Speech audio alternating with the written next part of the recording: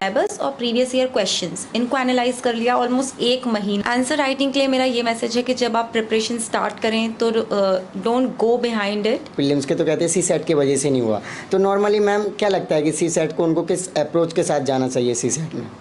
जी बिल्कुल, देखिए सी set qualifying nature में है। मेरी बुक का जो कंटेंट रहा है बहुत ही स्पेसिफिक, मैं एक एक सब्जेक्ट वाइज बता देती हूँ।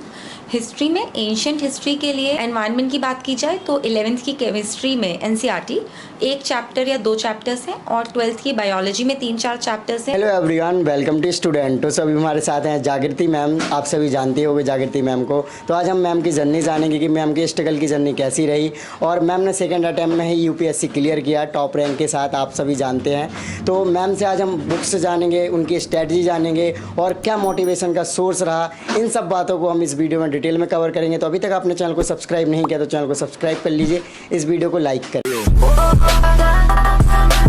Don't have time to read the newspaper? Don't worry. Download InShots to read. सबसे पहले आप अपना नाम और एजुकेशन बैकग्राउंड बताइए। मेरा नाम जागृति अवस्थी है। मैंने बीटेक किया है इलेक्ट्रिकल इंजीनियरिंग में Maulana Azad national institute of technology Bhopal से। 2017 में मेरा बीटेक कंप्लीट हुआ और 2017 से 2019 तक मैंने बीएचईएल भोपाल में जॉब की। ओके, सो मैम जैसा कि आप इंजीनियरिंग बैकग्राउंड से आते हैं, लेकिन आपने कहाँ से सोचा कि आपको सिविल सर्विसेज जैसे एग्ज़ाम्स की प्रिपरेशन करना चाहिए? काफ़ी बड़े एग्ज़ाम्स हो जाते हैं और आप एक डिफरेंट फील्ड में आ रहे हैं। जी सर बिल्कुल, जब मैं बीएचईएल भोपाल में नौकरी कर रही थी उस समय मुझे ऐसा लगा कि मुझे थोड़ा डाइवर्स एक सर्विस की तरफ ट्राई करना चाहिए, क्योंकि हम इतने लोगों से मिलते हैं, लेबर वर्क होता है, महिलाएं आती थी बीएचईएल में, और मैं सोचती थी कि मैं इनके लिए क्या कर सकती हूँ। तो मुझे जवाब यही मिला कि क्यों ना सिविल सर्विसेज की परीक्षा दी जाए और मेरा खुद का पोटेंशियल भी इम्प्रूव होगा। Right ma'am. ओके, सो अपनी जर्नी के बारे में बताइए मैम कि आपने कौन सी एग्ज़ाम कब दी और उसका क्या रिजल्ट रहा, जैसे कि आपने जॉब भी करी और भी एग्ज़ाम क्लियर करे हैं आपने।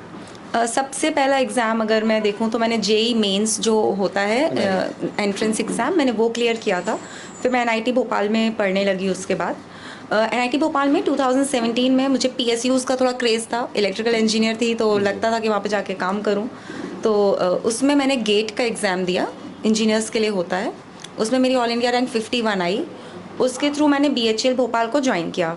2017 और 2019 जुलाई मैं काम करती रही और फिर मैंने जुलाई में नौकरी छोड़ करके इस एग्ज़ाम की प्रिपरेशन में मैं लग गई। एग्ज़ाम की प्रिपरेशन का अगर मैं पहला अटेम्प्ट के बारे में बताऊं तो वो मैंने बीएचईएल में रहते हुए ही दिया था। जनवरी 2019 से मैंने पढ़ाई स्टार्ट कर दी थी इस एग्ज़ाम के लिए, पर जॉब में टाइम नहीं मिलता था तो पहला मेरा प्रीलिम्स क्लियर नहीं हुआ। Right ma'am. सो जब आपने प्रिपरेशन करना स्टार्ट किया तो नॉर्मली रिसोर्सेज को लेकर काफ़ी कन्फ्यूज़न रहता है, या फिर कोचिंग ज्वाइन करें ना करें, तो मैम आपने उस टाइम पे कैसे किया, कैसे रिसोर्सेज को कलेक्ट करना स्टार्ट किया या फिर कहाँ से पढ़ना स्टार्ट किया? और जब स्टार्ट किया था तो मैं तो जॉब में थी, तो कोचिंग वगैरह का तो सवाल ही नहीं था, ना टाइम था, और इनफैक्ट उस समय ऑनलाइन भी इतने प्लेटफॉर्म्स अवेलेबल नहीं होते थे। तो मैंने सेल्फ ही स्टार्ट किया। यूट्यूब पे जो रिसोर्सेज रहते हैं उनका यूज़ तो मैं कर लेती थी। फर्स्ट अटेम्प्ट जब मैंने दिया तो मेरे अंदर काफ़ी सारा कन्फ्यूजन था, जो रिज़ल्ट में भी दिखा। जब मैंने ये सेकंड अटेम्प्ट की तैयारी शुरू की, मैंने सबसे पहले अपने कन्फ्यूजन्स पर ही काम किया। मैंने 1 महीने बैठ करके सिलेबस और जो प्रीवियस ईयर क्वेश्चंस हैं उनको एनालाइज़ किया कि आखिर क्या पूछते हैं, कहाँ से पूछते हैं। उससे अपनी स्ट्रैटेजी बनाई और बुक लिस्ट मैंने तभी फिर फाइनलाइज़ की और रिवाइज़ भी की। Right ma'am. सो आपने अभी कन्फ्यूज़न की बात की, तो नॉर्मली स्टूडेंट्स क्या कन्फ्यूज़न करते हैं जो आपने की हैं, उन पॉइंट्स के बारे में बताइए मैम। एक तो ये होता है कि चीज़ें कैसे पढ़ें, करंट अफेयर्स का क्या करें, बुक्स कौन सी पढ़नी है, कितने बार पढ़नी है, बुक्स में भी क्या पढ़ना है, किसको कैसे रिवाइज़ करना है। तो ये सब कन्फ्यूजन थी और ये रहती है ऑलमोस्ट हर एस्पिरेंट को। इसको क्लियर किया, जैसे मैंने कहा कि सिलेबस और प्रीवियस ईयर क्वेश्चंस इनको एनालाइज कर लिया। ऑलमोस्ट एक महीना मैंने जुलाई में छोड़ा था और पूरा जुलाई मैंने बस यही किया है। उससे मेरा एक कन्फ्यूजन क्लियर हुआ। बुक लिस्ट के लिए मैं प्रीवियस ईयर के जो टॉपर्स थे उनका वीडियो देख लेती थी कि उन्होंने कौन कौन सी किताबें रखी हैं, और फिर अपने कन्वीनियंस के हिसाब से उन किताबों में मैंने डिसाइड किया कि मुझे ये पढ़नी है, फिर ये नहीं पढ़नी। ओके, सो मैम अपनी प्रीलिम्स की स्ट्रेटजी के बारे में बताइए कि आपने प्रीलिम्स के लिए कैसे तैयारी की? मैंने प्रीलिम्स के लिए ऐसा शुरू से अलग नहीं तैयारी की थी। मैं शुरू से प्री और मेंस दोनों को मिला करके चलती थी। लास्ट के 3 महीने जब रह गए थे, अक्टूबर में परीक्षा थी और जुलाई से मैंने सिर्फ प्रीलिम्स पे अपना पूरा फोकस डाल दिया। और प्रीलिम्स में ये होता है कि मेन तो सब्जेक्ट पढ़ चुके हैं, रिवीजन कर रहे हैं, तो फैक्ट्स बार बार रिवाइज़ कर लीजिए और मॉक टेस्ट दीजिए। मॉक टेस्ट फुल लेंथ मैंने बहुत सारे लगाए थे, मुझे लगता है मैं 3 महीने लगातार हर दूसरे तीसरे दिन एक मॉक टेस्ट देती रहती थी। तो और मॉक टेस्ट का एनालिसिस बहुत इंपॉर्टेंट है कि आप ये देखें कि कौन सा टॉपिक वीक है, कहाँ गेस वर्क काम नहीं कर पाता। उस तरह की जब आप एनालिसिस कर लेंगे तो आपको बहुत प्रीलिम्स में हेल्प मिलेगी। Okay, so ma'am answer writing वगैरह के लिए क्या करते थे? आंसर राइटिंग के लिए मेरा ये मैसेज है कि जब आप प्रिपरेशन स्टार्ट करें तो don't go behind it. Daily answer writing की प्रैक्टिस उतनी फ्रूटफुल नहीं होगी। आप जब स्टार्ट कर रहे हैं तो प्रीवियस ईयर के जो मेंस के क्वेश्चंस हैं उनको लिखिए। महीने भर में सिर्फ चाहे आप 10 क्वेश्चंस क्यों ना लिखें और समझ लीजिए कि कीवर्ड क्या है, discuss, analyse, critically analyse, examine, कि क्या पूछा गया है, उसके हिसाब से अपना क्वेश्चन लिखिए। 10-10, 20-20 मिनट लीजिए क्वेश्चन लिखने के लिए और फिर उसको ये सोचिए कि इसको बेहतर कैसे बनाया जा सकता था। जब ये प्रैक्टिस आप लगभग 2-3 महीने कर लेंगे और आपने 30-40 क्वेश्चन में इतना ज़्यादा एनालिसिस कर रखा होगा, फिर आपको जो स्ट्रक्चर है आंसर्स लिखने का जो तरीका है वो फ्री फ्लोइंग तरीके से आ जाएगा। जब मेरा प्री का फिर रिज़ल्ट आ गया, उसके बाद मैंने मेंस की टेस्ट सीरीज़ ली और उसमें फिर आप प्रॉपर प्रैक्टिस करते हैं। आयस बाबा की TLP एक सीरीज़ होती है, वो भी लिखी थी। तो ये मेरी स्ट्रैटेजी रही। ओके, सो मैम अगर देखा जाए नॉर्मली स्टूडेंट CSAT को हल्के में ले लेते हैं कहा जाए, और CSAT की वजह से जैसे मैं भी बहुत सारे स्टूडेंट्स के इंटरव्यूज़ करता था और अभी भी करता हूँ, तो नॉर्मली देखता हूँ उनके रिजल्ट जब आते हैं प्रीलिम्स के तो कहते हैं CSAT की वजह से नहीं हुआ। तो नॉर्मली मैम क्या लगता है कि CSAT को उनको किस अप्रोच के साथ जाना चाहिए CSAT में? जी बिल्कुल, देखिए CSAT क्वालिफाइंग नेचर में है और चूंकि ये दूसरे उसमें होता है शिफ्ट में, तो कई बार क्या होता है फर्स्ट पेपर कुछ बिगड़ गया या ऐसा लगा कि एक्सपेक्टेशन के हिसाब से नहीं है, तो कई लोग उसको हल्के में ले लेते हैं। तो पहले तो जब भी आप दे रहे हैं CSAT का पेपर तो फुल कंसंट्रेशन से दीजिए। दूसरी चीज़ प्रैक्टिस।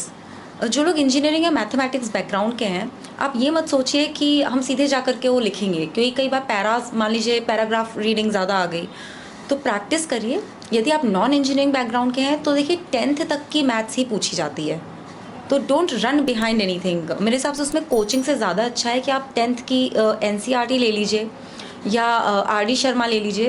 अगर आपकी ज़्यादा वीकनेस आपको लगती है, डेली थोड़ा थोड़ा रिवाइज़ करिए। बहुत जेनेरिक क्वेश्चंस हैं, आपको यूट्यूब पे लेक्चर्स भी मिल जाएंगे इस चीज़ के।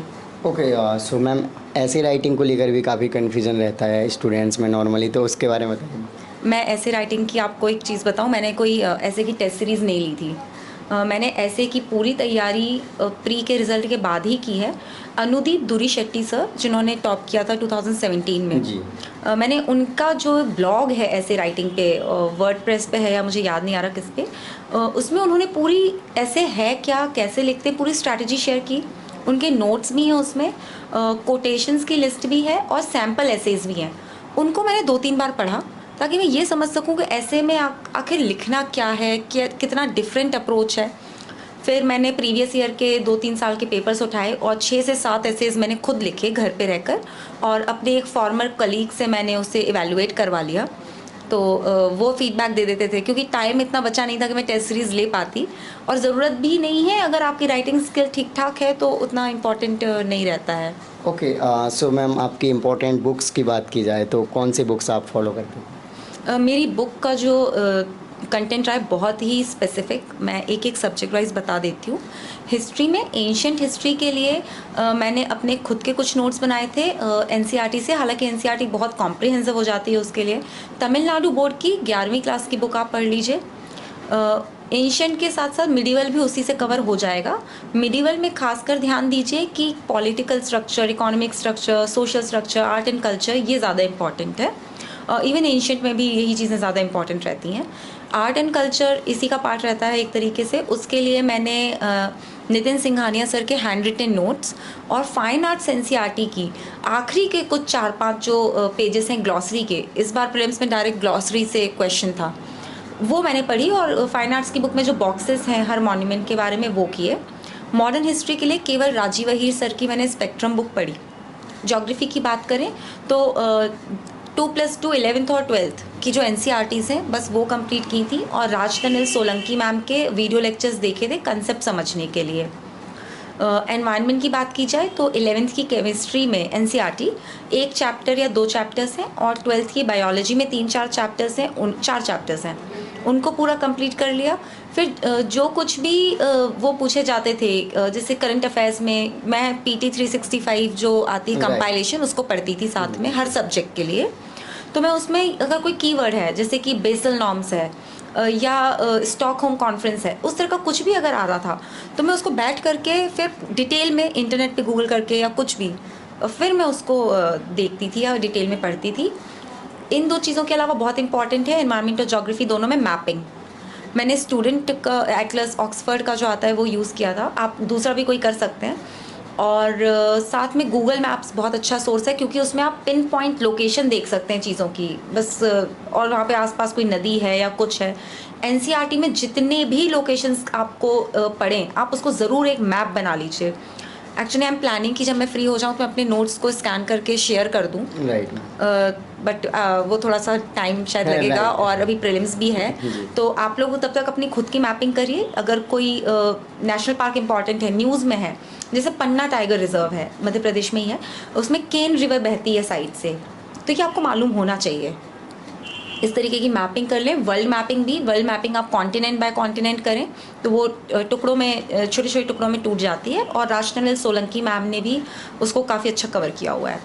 ज्योग्राफी एनवायरनमेंट हो गया। पॉलिटी की बात करते हैं, लक्ष्मीकांत और पीटी 365। मैं बार बार पीटी 365 या मेंस 365 इसलिए नहीं कह रही क्योंकि ये तो करना ही करना है, वो करंट अफेयर्स का पार्ट हो जाता है एक्चुअली।